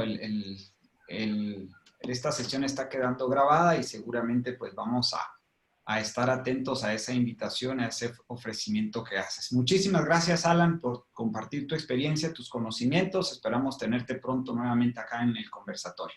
No, hombre, gracias a ustedes. Expositor, muchísimas gracias, Alan. Un abrazo grande. Gracias. Profesor, el micrófono es suyo. Ok, hay algo sobre el tema cristiano, porque ahora yo voy a entrar en un tema de ciencia política y política práctica en América Latina. ¿Quedó algún hilo suelto para Alan? ¿No? No hay manos levantadas, no hay preguntas en el chat, así que bueno. Dele, profe. Me toca. Mira, el problema es el siguiente. Hace más o menos 100 años que empezó, hace más o menos 100 años que el marxismo clásico empezó a aplicarse en América Latina. ¿Okay? Hablemos de la Revolución Mexicana, hablemos de la Reforma Universitaria de Córdoba, de Revolución en el 18, la mexicana fue en el año 10 del siglo pasado. ¿Okay? En 1924 se funda el APRA en Perú, que es un partido que tuvo y todavía tiene las ideas apristas, que son una versión indoamericana de la socialdemocracia europea. Eso es el aprismo. Eso fue fue una cosa de meter diputados y meter senadores y congresistas y asambleístas y constituyentes y demás, y darle a las leyes malas. Dale con las leyes laborales, las leyes para controlar la economía, las leyes para controlar la educación, para controlar la salud y todo. Y nunca hubo derogación de leyes malas, ¿okay? Casi nunca hubo derogación de leyes malas. Ahora bien, he sabido en la política que si en una generación se introducen malas políticas y se institucionalizan a través de malas leyes, en no pocos casos eso no afecta de inmediato. Eso no le afecta a la generación de los años 20 o 40 o 60 o 80, ¿ah? Que toman esas malas decisiones. Los efectos perversos se ven más a mediano y largo plazo, o sea, los efectos perversos caen sobre las espaldas de los hijos y de los hijos de los hijos de la generación que introdujo las leyes malas. ¿Okay? Por eso es la tremenda perversidad de Keynes, la frasecita famosa, que a mí no me importa el largo plazo porque en el largo plazo estaremos todos muertos. Sí, claro, él era homosexual, no tenía hijos. ¿Ok? Entonces, claro, él está muerto y todos los de su generación están muertos, pero las malas decisiones que tomaron, las pésimas leyes que sancionaron, están vivas. Y nosotros somos los nietos y bisnietos de aquellos que cometieron terribles errores de política, como meter un banco central, acabar con el patronoro, acabar con la libertad laboral, las libertades económicas, la banca, etc. O sea, nosotros estamos soportando desde hace un tiempo los efectos perniciosos, dañinos, letales, del amontonamiento de todas aquellas leyes y que nunca haya habido un paso atrás, nunca hubo, salvo un momentito en los 90, el momentito neoliberal de los 90, hubo un intento siquiera de contrapesar esas oleadas de instituciones y leyes de izquierda, marxistas clásicas en el siglo pasado y marxistas culturales ahora. Entonces, eso, y en esto me quiero centrar, eso nos afecta a nosotros en muchas cosas, como por ejemplo, somos profesionales o somos técnicos o somos obreros, pero no encontramos empleo, ni encontramos oportunidad para abrir y hacer hacer crecer nuestros negocios. La educación es un desastre, uno no tiene más que ver la ortografía que prevalece en Facebook y en Twitter para ver, bueno, pero ¿cuándo le dieron a los maestros la orden de no corregir errores de ortografía en los exámenes? Eso me acuerdo yo que cuando yo iba a la escuela primaria, en los años 60, fines de los 50, iba a la escuela primaria y entonces empezaba la modita de que no, que la maestra de geografía no te tiene que corregir los errores de ortografía, ella tiene que corregirte geografía o matemática, no, el error de ortografía te lo tiene que dejar pasar, no te puede bajar nota por errores de ortografía. Ah, eso empezó hace 70 años.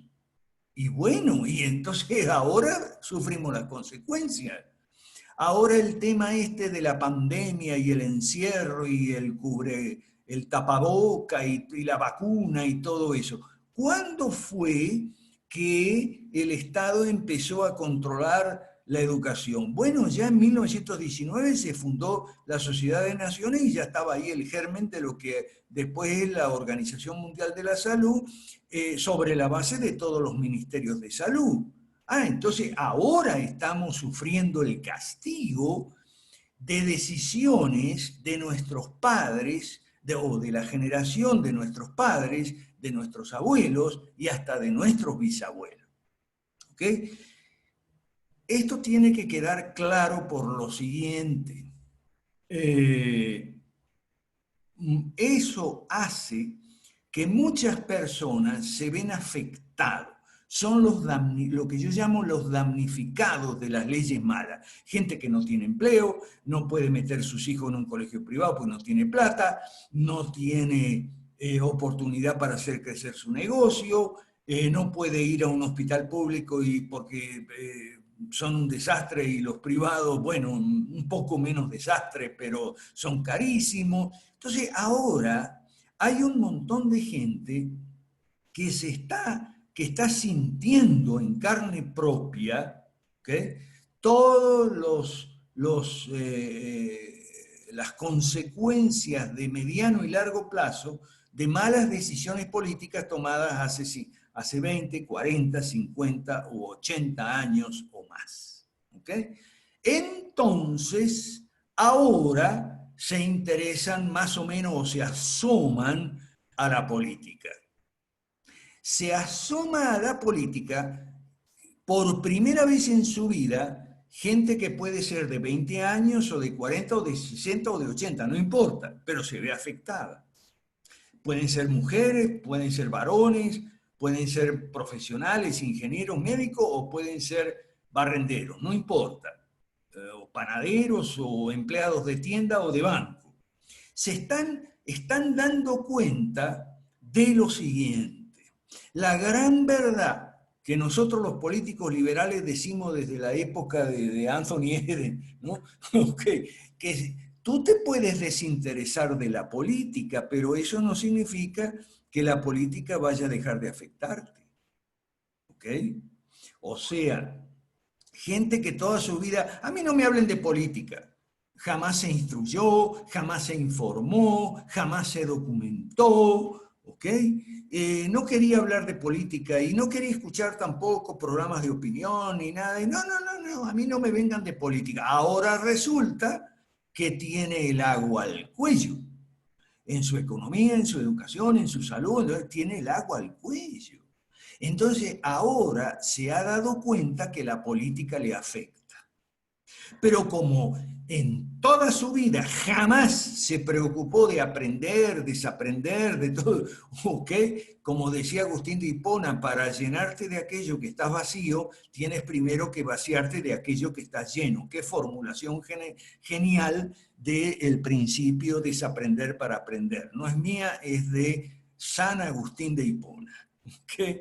Entonces ahora esa gente cae en cuenta, ahora se indigna. ¿Okay? Ahora, como hay gente que no sabe un pito, no importa que sea evangélico, católico, ateazo o lo que sea, o indiferente a la religión, a todos afecta ese síndrome de la disforia política.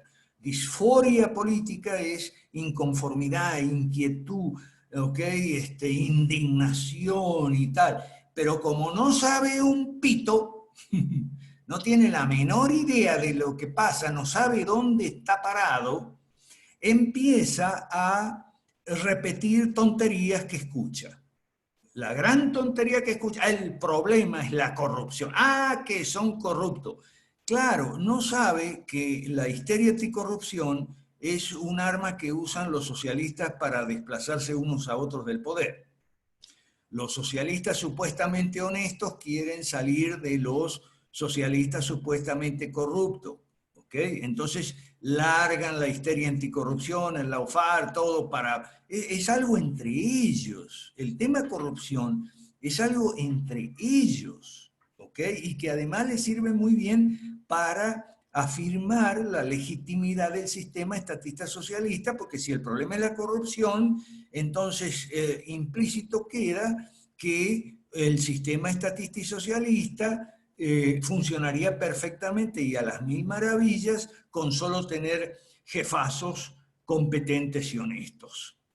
Y el estúpido que nunca quiso aprender de política, el estúpido, se cuelga de la histeria anticorrupción. Sí, el problema es la corrupción y la impunidad, cárcel a los corruptos, pena de muerte a los corruptos. No, yo no soy partidario de la pena de muerte, ¿ok? Porque la pena de muerte van a usarla los socialistas de oposición para perseguir a los que están en el gobierno una vez que ellos copen el poder. Entonces, gente que no sabe un pepino, no importa que sea evangélico, que sea católico, a todos afecta este síndrome, ¿ok? Y como en las redes sociales, sí, yo voy a poner mi opinión aquí. Mi opinión es que hay que acabar con los corruptos, esa es mi opinión. Está justificando y legitimando el socialismo. O sea, no entiende que el problema es el sistema. No es el político tal, el problema no es Cristina Kirchner, no es Lula da Silva, no es esta señora Dilma Rousseff, no. Pero el estúpido cree, y digo estúpido en el sentido de Carlos Cipolla, ¿ok? Las leyes generales acerca de la estupidez humana, no lo tomen como un insulto, es una descripción. La gente estúpida es estúpida, ¿qué vamos a hacer? Carlos Cipolla, que yo lo cito abundantemente en mi libro Las leyes malas, ¿okay? Hace las leyes universales de la estupidez humana. Muy bueno. Entonces, el estúpido, sea católico, sea evangélico, sea indiferente, el estúpido se va a prender de cualquier tontería que agarre. Ese es el cuadro general. Ahora bien, vamos a angostar un poco más el foco del asunto para ir a esto del test de Nolan. ¿Ok?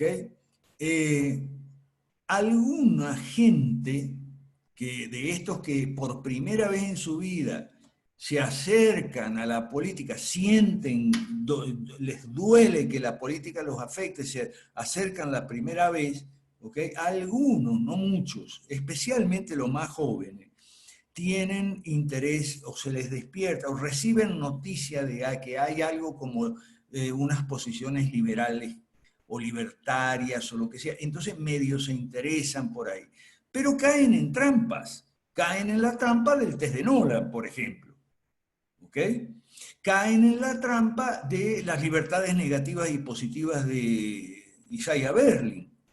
O sea, lamentablemente estas personas se acercan al universo liberal, lo miran, o libertario, lo miran de afuera, lo miran en Facebook, lo miran en Twitter, ven a Milei o ven a Huerta de Soto, sí, tal, sí, yo soy libertario y tal, y caen en trampas semánticas como la de los minarquistas. No existe el minarquismo, eso es un invento de los anarquistas para descalificarnos a los liberales clásicos partidarios de gobierno limitado. El minarquismo es una falacia porque dice gobierno mínimo. Sí, pero mínimo ¿hasta cuándo? ¿Cuánto es mínimo?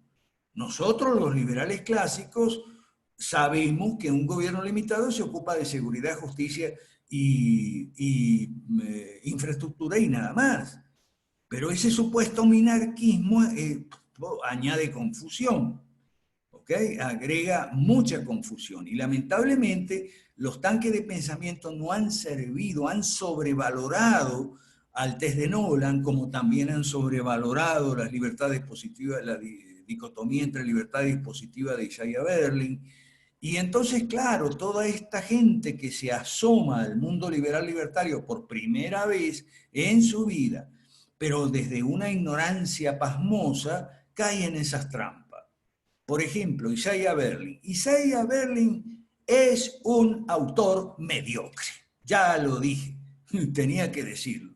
Muy sobrevalorado. Incluso él mismo se daba cuenta de que estaba sobrevalorado. Porque, por ejemplo, una cosa bastante buena de Isaiah Berlin, porque también tiene sus cosas buenas, ¿ok? Una cosa buena fue haber retomado una antigua fábula de la Grecia clásica que se llama El zorro y el erizo. Que el zorro sabe muchas cosas, pero el erizo sabe una sola, y entonces es mejor el erizo. Entonces él mismo, fíjense, en ese sentido es honesto, ¿no? Él mismo dice, bueno, empecé esto como un juego intelectual y no pensé que me tomaran en serio. Y sí se lo tomaron en serio. Ahora, le tomaron en serio lo del zorro y el erizo. ¿Ok? Y eso está bien que se lo hayan tomado en serio, porque eso es bueno. ¿Ok? Pero le tomaron en serio lo de las libertades positivas y negativas, que es un disparate que no tiene ni pie ni cabeza. Como digo, para mí es un autor mediocre. ¿Por qué? Porque él se le ocurrió tomar comprar a valor facial el argumento de los marxistas que las libertades de los liberales eran puramente negativas, que el Estado no interfiera y demás, y que lo que ellos planteaban, las izquierdas, los marxistas, eran unas libertades positivas, o sea, la libertad de no tener hambre, etcétera, etcétera. Y el señor Isaiah Berlin le compró esto sin darse cuenta de que es un disparate. Las libertades que los marxistas llaman negativas y que son las nuestras, digamos, son positivas, son libertades de hacer. O sea, libertades de transitar, de comerciar, de intercambiar bienes y servicios, de contratar y ser contratado, etc. Son libertades, son derechos de hacer. ¿Okay? Isaiah Berlin no sabía nada de derecho y jurisprudencia. ¿Okay? Entonces, son libertades de hacer, por lo tanto son positivas. Y las negativas son las libertades de no hacer. Por ejemplo, ahora, y esta discusión ha salido ahora, libertad para rehusar a vacunarme cuando el Estado quiere meterme un pinchazo a la fuerza. Esa sería una libertad negativa, porque es una libertad es un derecho de no hacer. Pero entonces toda esta gente, sobre todo jóvenes, ignorantes, compran toda esa ignorancia, todas esas trampas, y entonces andan saliendo ahí en Twitter y en Facebook, sí, yo saqué tal puntaje, el test de Nolan. El test de Nolan es una trampa. El autor del concepto de fusionismo, el señor Frank S. Meyer, dijo que a él no le gustaba que le asociaran con el fusionismo. ¿Por qué? Porque él entendía correctamente que el libre mercado en la economía, digamos las libertades económicas y el aprecio por los valores morales, ¿ok? El aprecio por los valores morales eran indivisibles, eran dos caras de la misma moneda. Entonces, Frank Meyer explicaba que no le gustaba el término fusionista porque implicaba como reunir dos cosas distintas y según él, con todísima razón, las libertades económicas son inseparables del aprecio a los valores morales, ¿okay?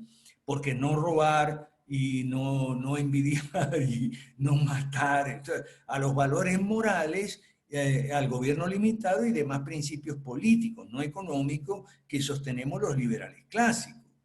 Entonces, por eso, él que es famoso, si ustedes lo buscan ahí, Frank S. Meyer se asocia con el concepto de fusionista, y nosotros somos fusionistas, pero él mismo decía, y con toda razón, de que el liberalismo económico era inseparable del conservadurismo político. Entonces, ¿qué hace este desgraciado de Nolan?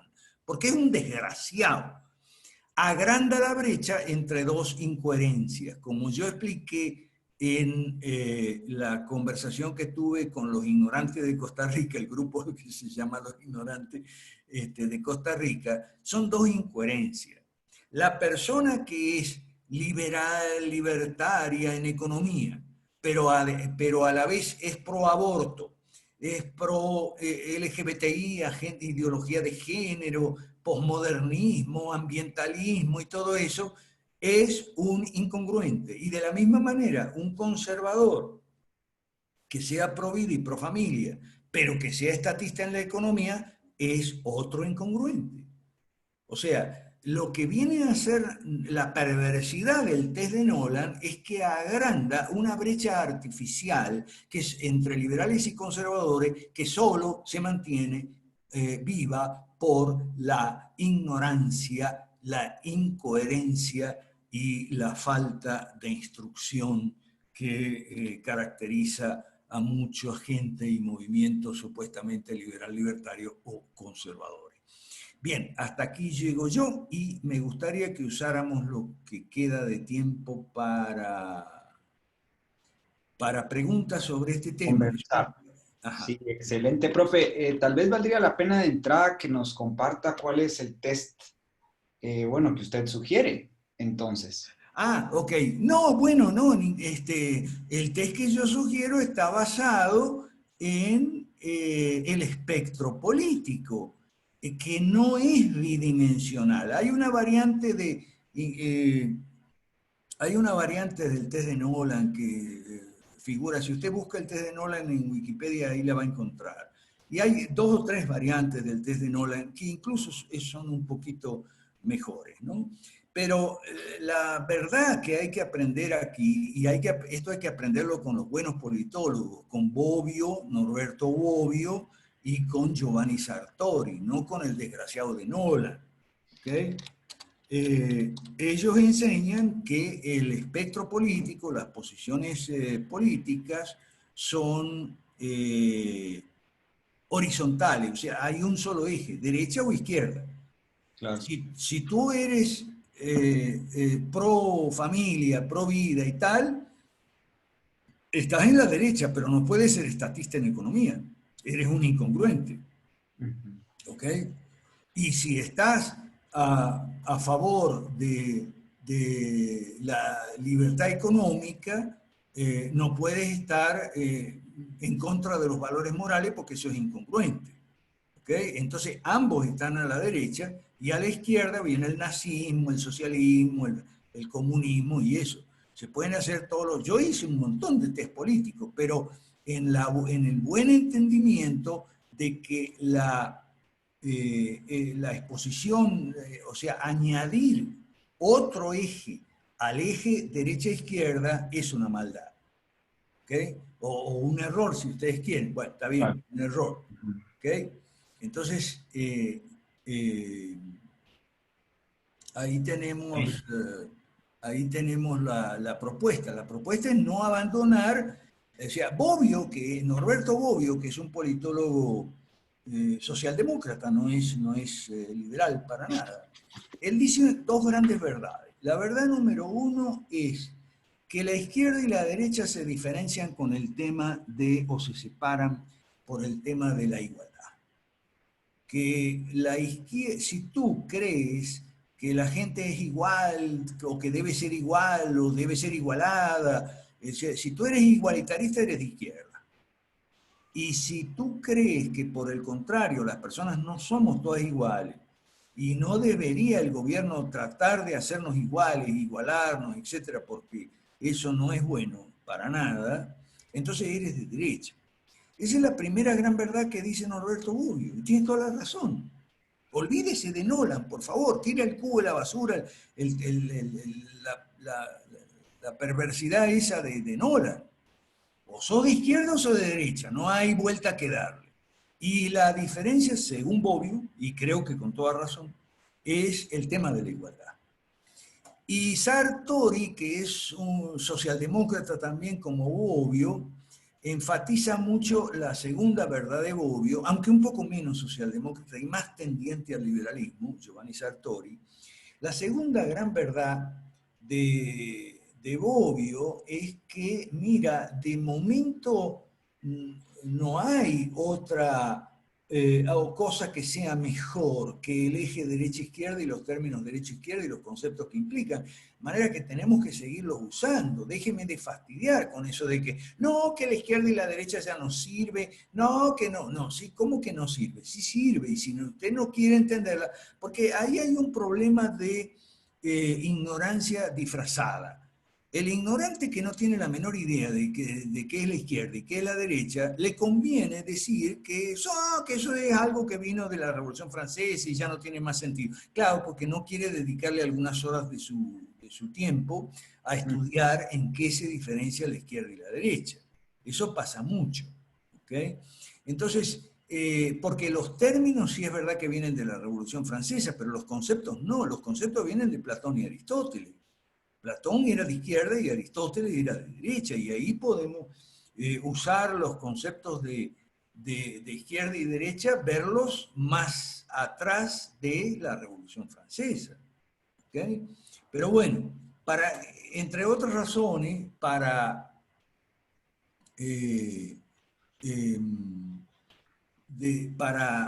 invitar al laboratorio. Aquí hay una pregunta de Diego Hurtado. El laboratorio, Diego, te invito al laboratorio. Vamos a reunirnos el lunes y todos los lunes para afinar, sofisticar estos conceptos, desaprender, aprender, etc. ¿Ok?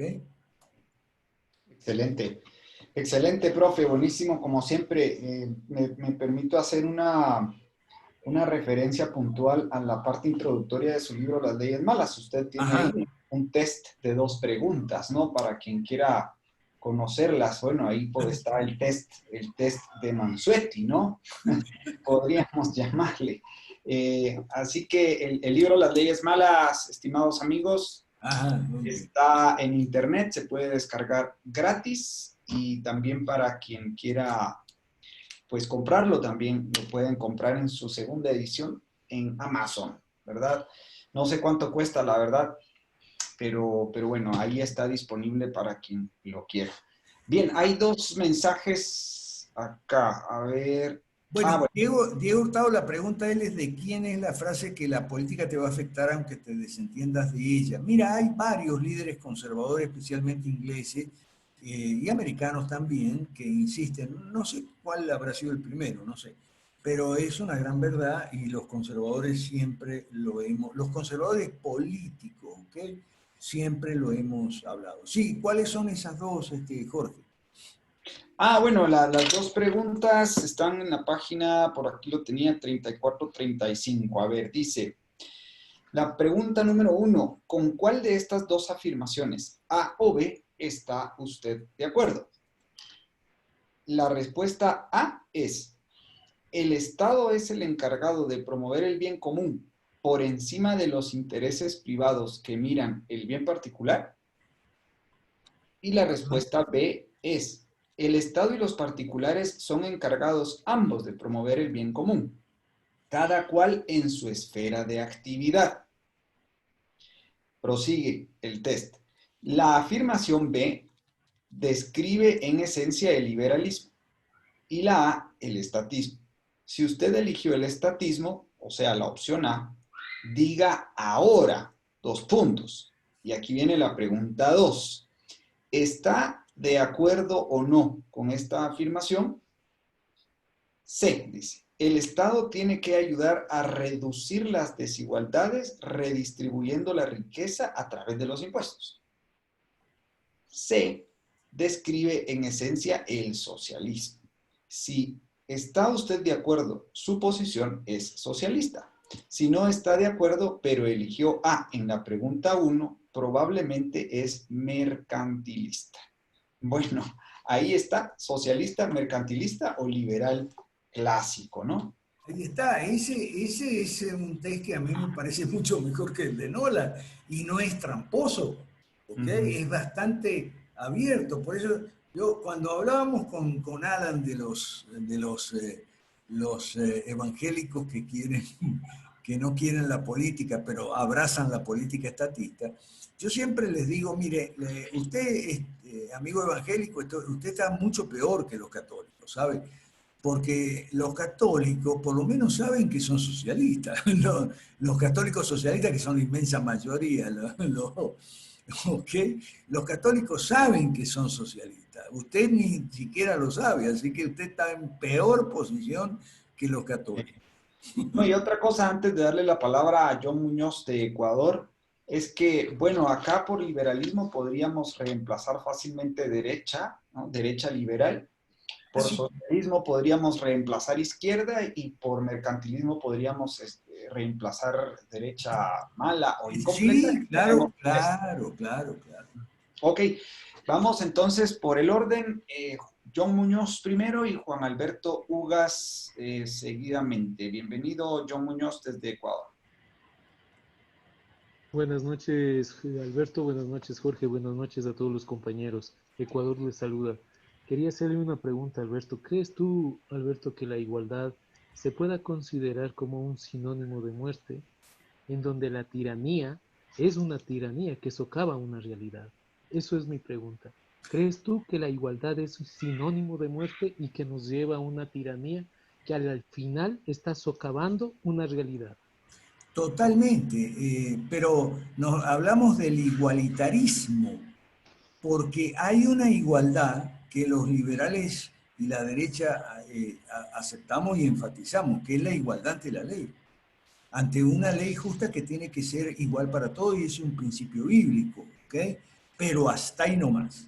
Esa es la única igualdad que defendemos a capa y espada, la igualdad ante la ley. Y lo demás es igualitarismo, ¿ok? El igualitarismo es a la igualdad como el estatismo al Estado.